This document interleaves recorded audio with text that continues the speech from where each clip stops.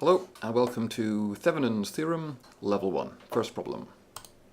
We have a black box containing a Norton equivalent circuit with a current of 8.33 microamps and an equivalent resistance of 2K4. So a quick reminder, a Norton equivalent circuit is one which has a current source here in parallel with a resistor. And Norton's theorem suggests that any linear two-terminal network can be represented in this format. We know that this current source here is 8.33 microamps, and this resistor here is 2K4. So we want to know what the voltage across here would be, and that's a simple application of Ohm's law. If there's an ideal voltmeter on the output here, that will be taking no current at all, so all of this 8.33 microamps will have to be flowing down through the 2K4 resistor. So we know the current through the 2K4 resistor, 8.33 microamps, and we know the 2K4 resistor is 2,400 ohms, so by Ohm's law, V equals I times R. The voltage across this resistor must be 8.33 microamps times 2K4, and that should do as an answer. See, 8.33 micro times 2K4, done. Next. The open circuit output voltage for this circuit, well, that's pretty much the same as we've done, because this is a Norton equivalent circuit. So the output voltage, as we've just seen, 2.2 microamps times 240K. This is a little bit more interesting. These two black boxes are identical, which means they contain the same circuit. The open circuit voltage here is being directly measured, so that would be a 1.3 volt open circuit. And if you remember, the Thevenin equivalent circuit has a voltage source here in series with a resistor. The open circuit voltage, the voltage across the two terminals when there is no current flowing, must just be equal to this voltage source here, since there is no current flowing through this resistor and therefore no potential drop across it. So this must be 1.3 volts. We also know that if you take this circuit and you put a 270 ohm resistor, we get 198 millivolts across it. So this here would be 198 millivolts. And that is just a potential divider.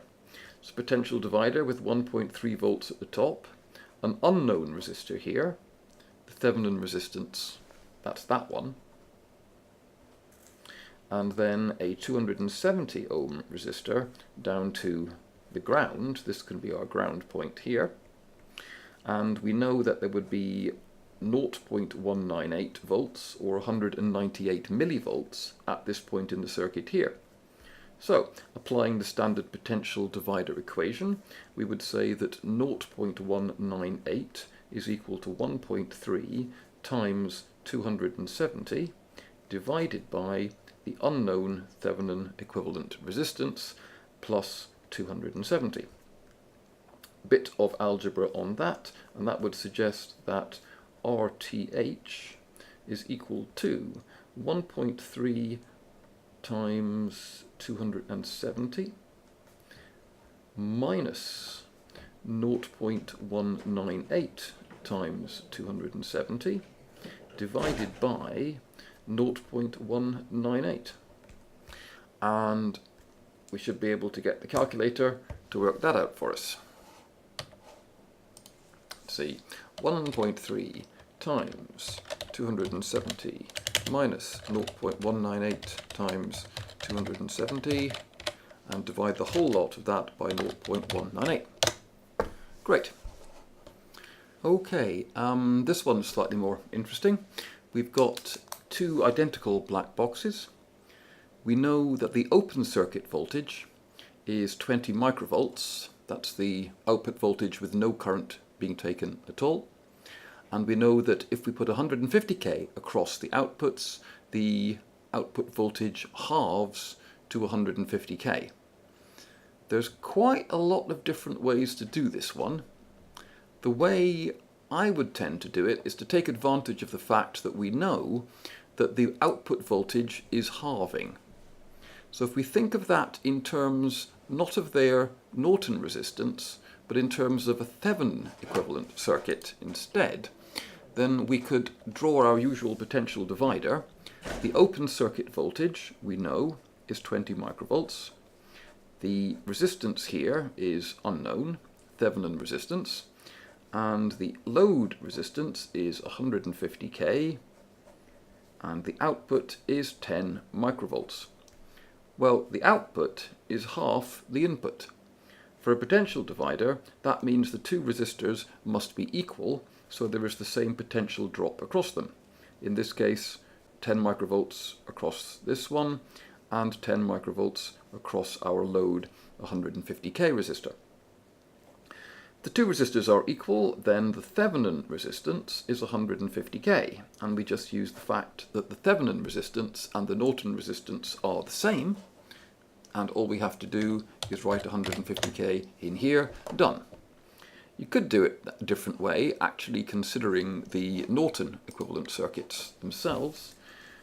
Might be slightly harder. We'd have a current source here, which we don't know, I'll call it IN. A parallel resistance here, which we don't know, I'll call it Rn, the Norton resistance. And we know that IN times Rn is 20 microvolts, that's the open circuit output voltage. We also know that if we put a 150k resistor on the output like this, the voltage at this point here becomes 10 microvolts. And the voltage across this resistance here is going to be the current, IN, times the parallel combination of these two resistors, which would be Rn times 150k divided by Rn plus 150k, and that must be equal to the 10 microvolts that we measure at the output. So the only unknowns in this equation, after we substitute in for IN times Rn being 20 microvolts, that would give us 20 microvolts times 150k equals 10 microvolts times Rn plus 150k, and if we multiply that out, 20 microvolts times 150k equals 10 microvolts times 150k plus 10 microvolts times Rn. The 10 and the 10 and everything except the 2 of the 20 microvolts cancel out, gives you 300k equals 150k plus Rn, from which it's fairly obvious, I hope to see, that Rn must be 150k. But I often find it easier to work with Thevenin equivalent circuits when you're doing problems like this. I'll just see if I can find one which is slightly different. Have we done something like that? Yes, we have. That really doesn't talk about Thevenin or Norton at all. You don't need to know those theories for this one. All you have to do is 510 microvolts divided by 330k, because that's the current that would flow if there was a short circuit across these terminals here. And here we've got one which is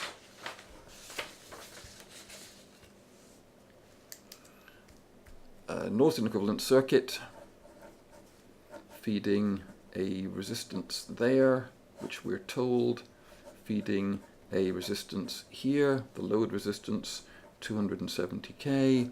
We want to know what the voltage is across here. This is 27.8 microamps. This is 36k. So we have this circuit, and the voltage would just be the total current, 27.8 micro, multiplied by the effective resistance, which is these two things in parallel, So that's 36k times 270k divided by 36k plus 270k. Formula for two resistances in parallel, and you could work out the voltage from that. Okay, I think I've been talking for long enough now. That will do for level 1.